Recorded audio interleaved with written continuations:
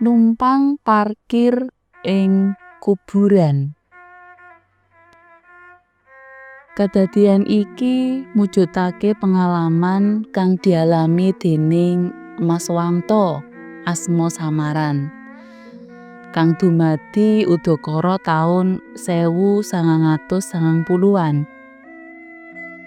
Mas Wanto makarya dadi sopir ing salah sawijining instansi negeri ing Sleman Lor, Kutha Ngayogyakarta. Asring didhawuhi ndherekake pandhuwure kunjungan ing saweneh daerah. Mungguh asale beda daerah karo anggone makarya, sebab saka kuwi panjenengane milih mondok nyewa omah kanggo sakluwargane.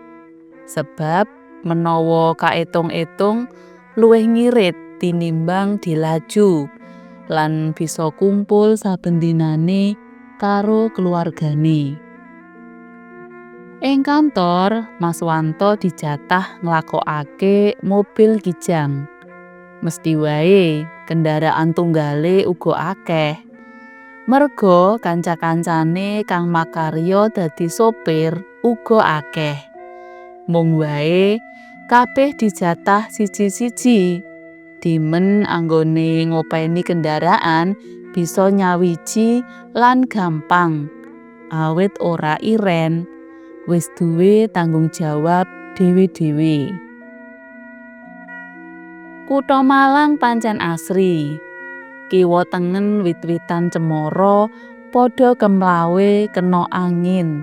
Sajak-sajake ngaturake pambagya raharja tumrap Mas Wanto dalah Pak Harjono pinangka tamu saka siji daerah. Ora mokal menawa saperangan woh-wohan bisa urip kanthi suburing tlatah kene. Tekan ngarep toko panganan, kendaraan diparkir ing pinggir. Nuli padha mlebu. Sawise basa-basi karo sing duwe toko, Pak Har milih panganan khas daerah Malang. Kaya dene cuka apel. Jarine digawe saka buah apel difermentasi. Rasane dadi kecut lan seger. Kena kanggo tamba maneka warna penyakit. Ana maneh apel kang digawe jenang. Ana maneh sari buah apel lan selai apel. Panganan iki akeh sing bahan dasare saka apel. Ora mokal jalaran Kutha Malang ngono uga kasebut Kutha Apel. Merga saking akehe hasil apel saka kutha iki.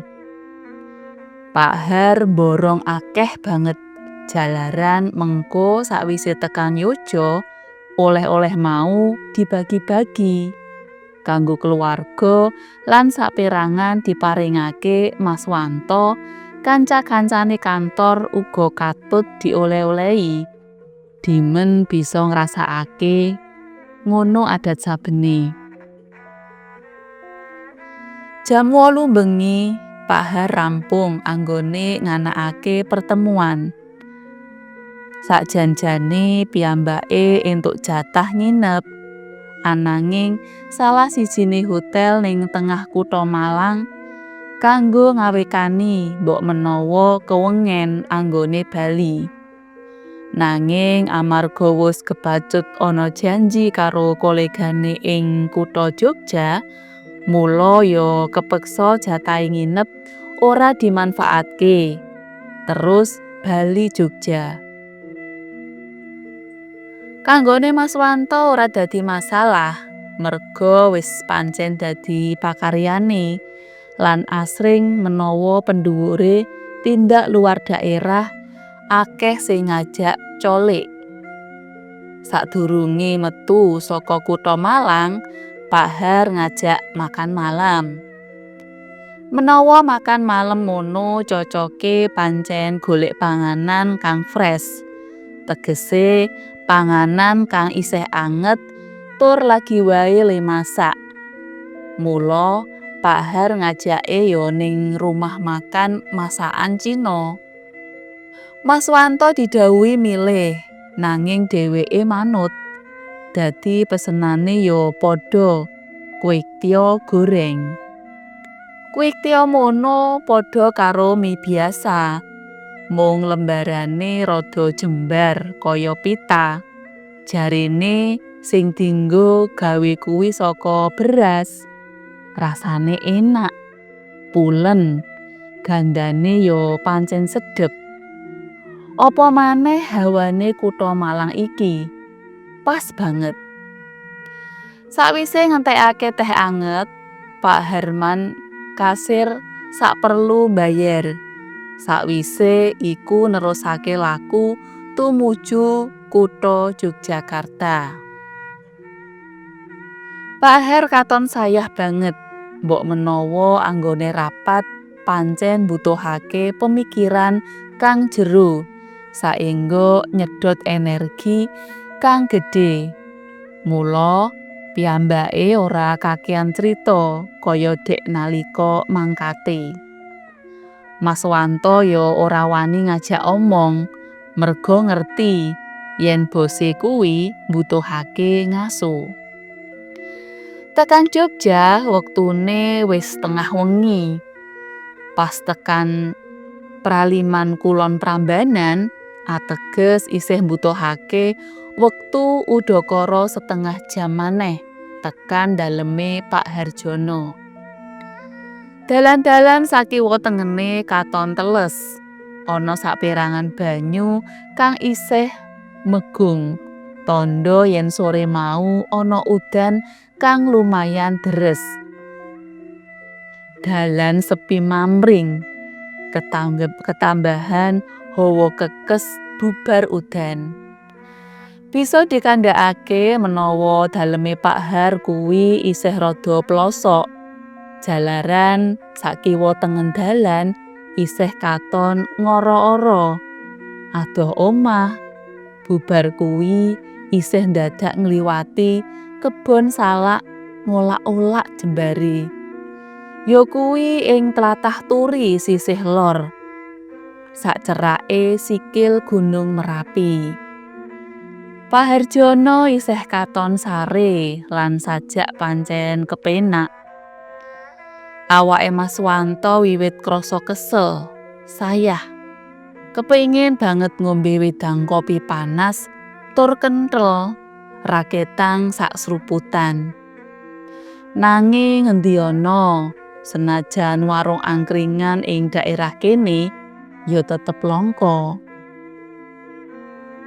Pak Har, kula aturi wungu. Niki pun dumugi dalem. Kandhane Mas Wanto sinambi ngepuk-epuk lengene Pak Harjono. Iya. Wangsulane Pak Har rada kaget. Wis teko to, Pak Wanto? Tak nyeluk wong omah dhisik. Gawane tulung dukno ya. Buntelan kresek putih kae mengko digawa bali nggo oleh-oleh. Apa kowe gelem nginep kene wae, sisan? Bali sesuk-esuk mruput. Kandhane Pak Harjono. Sakjanjane Mas Wanto kuwi sayah tur ngantuk. Nanging ora kepenak yen kudu nginep. Jalaran ora biasa, mula dheweke nolak kanthi cara sing alus. Mboten, Pak, mengke ndak diarep-arep. Kula terusan wangsul kemawon. Matur nuwun paringipun oleh-oleh. Oh iya, yen ra gelem ya wis ra apa-apa. Ning ngati-ati ya. Kendaraane gawanen wae. Sakwise kabeh gawan lan kelengkapan digawa mlebu, Mas Wanto pamit bali nggawa kendaraan dinas. Amarga wayahe pancen wis bengi karo maneh sepi mamring. Peteng tanpa ana colok lampu listrik ning dalan-dalan. Merga saka ngantuke, Mas Wanto nyoba dalan nyidat kang tumuju omahe. Mengku karep dimen anggone bali luwih cepet. Nanging yo tetep wae kudu ngliwati dalan sepi lan ngoro-oro. Udakara seprapat jam lakune kendaraan pas ana pertelon pinggir dalan, katon saka kadowan kaya ana keramaian. Lampu-lampu padang gumilar. Wong-wong kang rerubung uga katon akeh banget. Kendaraan karo mobil padha parkir ning pinggir dalan. Wong-wong kang bebakulan panganan kaya mie ayam, bakso, tongseng pikulan, lan liya-liyane uga katon lengkap. Sajake ana sing lagi kagungan kersa, mbuh nanggap wayang, campur sari, utawa orjen tunggal. Mangkono pangirane Mas Wanto wektu kuwi karo bola-bali angop nahan rasa kantuk. Kendaraan saya cedhak. Oh, pranyata ana pasar malam to iki. Saka bocah tekan wong tuwa padha mlaku ngalor ngidul ngetan ngulon. Mung wae Mas Wanto wektu kuwi ora nggatekake keanehan kang ana. Kayata keramaian pasar malam sing dikebaki wong semono iku blas tanpa kerprungu swara. Mbuh swara wong guneman utawa swara musik liyane kaya dene pasar malam biasane. Kabeh mau ora kegagas blas. Mbok menawa merga kaling-kalingan kaca mobil utawa merga saking ngantuk lan sayahe awak. Kendaraan dipapanake ana papan kang rada pinggir, dimen ora ganggu ruweting dalan. Terus mesine dipateni. Merga rasa sayah, Mas Wanto arep teturon sedhela wae. Dimen mengko dadi rasa seger tenan. Ora nganti menitan, Mas Wanto turu kepati sumendhe ana ing dhuwur setir. Wis ora nggatekake kiwa tengen malih. Klothak. Mangkono swara godhong tiba gage-gage nibani atap kendaraan ngepasi ing dhuwur anggone turu Mas Wanto. Saknalika dheweke njenggirat sinambi ucek-ucek mripat. Kaya ngopo kagete sakwise ngematake kiwa tengene. Jebul pasar malam kang lagi wae ana ngarepe ilang blas. Mung sesawangan kang repet-repet ora pati cetha. Dheweke lingak-lingu goleki keramaian kang mentas wae ning ngarepe. Apa mau kuwi mung ngimpi? Ngono pitakone ing batine. Disawang jam kang ana ugel-ugel tangane sisih kiwa. Katun jarume sing digawe saka prospor kuwi kaya murup menawa ana petengan. Ngepasi jam 2:30 esuk. Durung ilang anggone kaget anggone keprungu godhong benda kang nibani kendaraan mau. Lampu dimer dicoba diurupake. Sunare nembus pedhut kang lilimengan. Jantunge kumesar amarga anggone parkir kang maune jejer-jejer karo kendaraan liya jebul ban ngarep wis ngidak kikis mlebu kuburan. Ana ing ngarepan kebak maesan. Tenda-tenda kang maune dienggo dodolan maneka warna saiki mung katon maesan karo cungkup. Gondo wangi kebak semboja wis wiwit nguthik-uthik irunge. tambah suwe atine deg-degan. Jantunge jumedhuk kaya wae bubar mlayu ngubengi lapangan kaping 12. Bilai, edan tenan. Jebul aku turu dhewe ning kuburan to iki. Gemremenge ing jero ati. Mas Wanto lagi wae sadar menawa lagi wae kagodha sing bau reksa kuburan Desa Sumowangsan. Tanpa ngenteni mendo, kendaraan ndang distater. Terus bablas banter banget tumuju ngomah.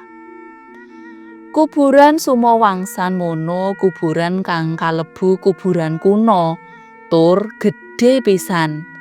Ditambah angkere ora mekakat. Tekan saiki isih tetep kanggo nyarekake menawa ana penduduk kang sedo. Kejaba kuwi pancen ora mung pisan pindho anggone ana kedadean kaya mangkono iku. Miturut masyarakat Kiwa Tengen, akeh kedadean maneka warna kang nemahi saperangan wong kang liwat kuburan kono. Gegayutane karo papan mau. Saka informasi masyarakat sak kiwa tengene, ananging percaya apa orane, sumangga tak pasrahake para mau sedaya. Sing cetha Gusti Mono pancen anyipta alam liya kang aran alam gaib. Salah sijine ya kuwi alam kajiman.